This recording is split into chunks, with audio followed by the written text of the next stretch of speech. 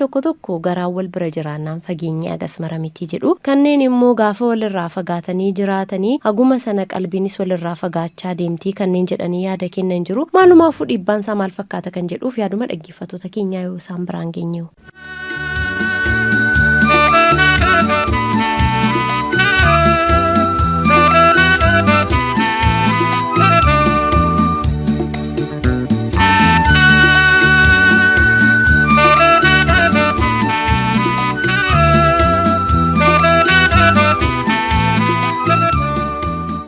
walirraa fagaatanii jiraachuu jaalala irratti akka keetti dhiibbaa qabamoo hin qabu jetta?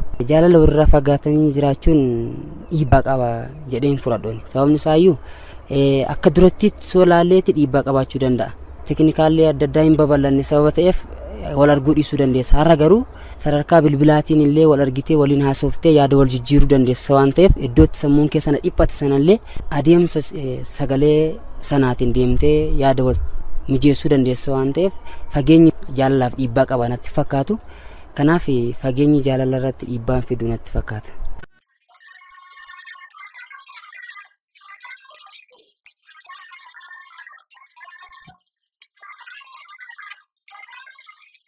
Fageenyi jaalala irratti dhiibbaa hin qaba.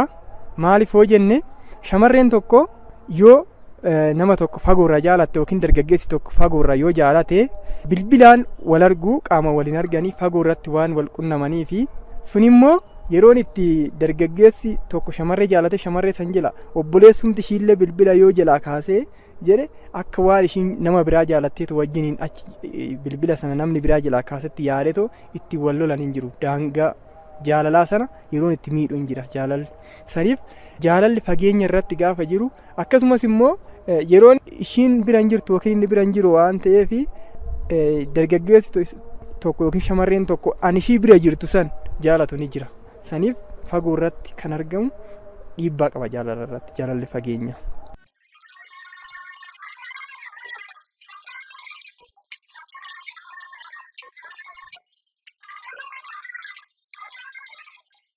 Jaalalli kee waliin ammati gara yuunivarsiitii jirta inni tarii sirraa fagoo jiraachuu danda'a. Halaala walirraa ta'uun kun jaalala irratti dhiibbaa qaba moo hin qabu jettee yaaddaati? Baay'ee dhiibbaa qaban jedhaan.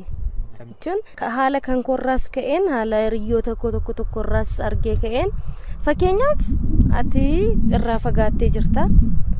Yuunivarsiitii too hin deemiin wajjiniin bakka yeroo gaarii waliin dabarsitee wal jaallachaa too jirtu. Xiqqoo ishee gaappiin gidduu keetti jechuun fageenyi yeroo uumamu bakka innis tarii nama biraa ilaaluu danda'a. Tarii isheen nan argitu jedhee isheenis tarii isheetu shamarranitti yuunivarsiitii galeerammoo yoo ta'e haalli ishee dogoggorsuu danda'a. Namoota ijoollee hiriyoota ishee argitee nan bashannanaanis jettee tarii bakka waadaa ishee sana dagattee waan hin taane keessa galti. Innaa kun baay'ee fageenyaan ol jaallachuun baay'ee miidhaa qaba jedhee yaadan. Jaalalaaf baay'ee miidhaa qaba.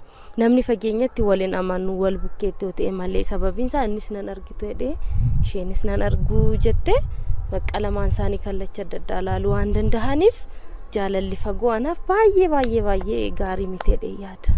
Kanaafuu furmaanni isaa maali ta'attee yaaddame?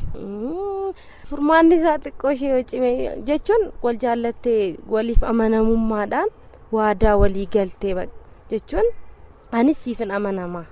Hamma yeroo turtuuf fakkeenyaaf waggaa 3 yuunivarsiitii teessi taanaan isheen shamarranii bakka amma dhufutti naaf amaname anis siif amanamee jiraadha jettee bakka bilbilaan irree gaappii waliif illaatiin yeroo hundumaarree jechuun yaada isheerraa akka fagaachaa hin deemne bilbilaan irree bakka yerootti sababiinsa akka isheen bukkee jirtutti godhee akka inni fiil godhu bilbilaan daddaftee irree too wal dubbisan kun xiqqoo furmaata ta'uu danda'a. Tokkoffaan immoo waadaa walii garu waadaa jechuun wanta salphaa jechuu waan hin taaneef tarii waadaa sana waan sodaatuuf namni tokko waadaa sana irra darbee kan biraa jaallachuu hin danda'u. Innaa furmaanni isaa xiqqoo ishee furmaata ta'a jedheen kan hin yaadu waadaa walii galanii taa'uu fi fageenyi baay'ee yoo hammaaterree bilbilaan irree bakka daddafanii too wal argan hamma isheen bukkee jirti waan yaaduuf waan biraa yaaduu dhiisuu danda'a. Kana malee walirraa fagaatanii jaalalli baay'ee jaalalaatiif gufuu guddaadha jedhee. Kanna laalla jirtu nagaan dhaamime kanna laalla jirtu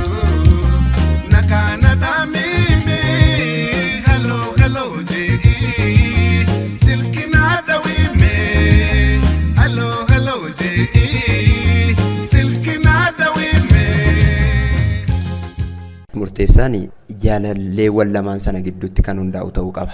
Jaalalleewwan lamaan sana namni wal jaalate sana jechuudha. Qaamaan kan inni walirraa fagaate malee yaadaan walirraa fagaanne. Qaamaan walirraa fagaatuyyuu yaadaan tokko ta'ee jira waan ta'eef jaalalli gidduu isaanii fageenya irratti kan hundaa'u miti.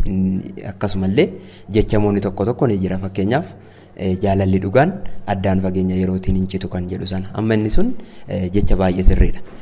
Maaliif namni sana qaamaan adda fagaatuyyuu yaadaan keessa waliitiin addaan fagaanne waan ta'eef yaadaan addaan fagaanne waan ta'eef addaan fageenya illee jaalala irratti dhiibbaa kan hin qabaannee fi kan hin jijjiiramne waan ta'eefidha jechuudha. Hello.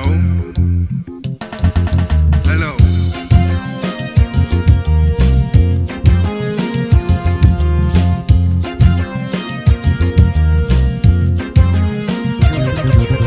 Kanna lalla jirtu nagaana dhaamime.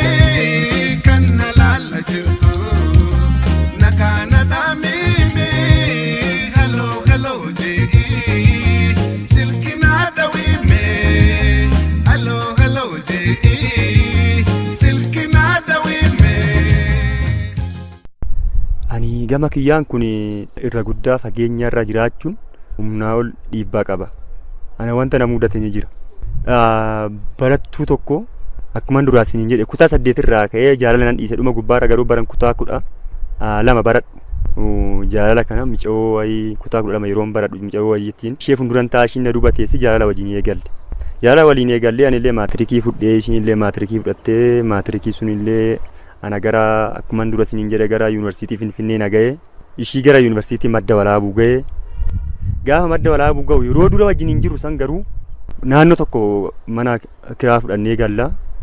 Anis yoo xiqqaate guyyaa tokko doon ishiin arginu oolu ishiin illee sonan arginu ooltu ani isheen na arguu baatte taanan hin dhukkubsatteen jedha ani illee na arguu baatte taanan ishiin waan akkasii yaadde dhukkubsattee yaada jedhu garuu dhuma gubbaa gaafa Madda Walaabuu galtu bilbila kana walii bilbila turre ani illee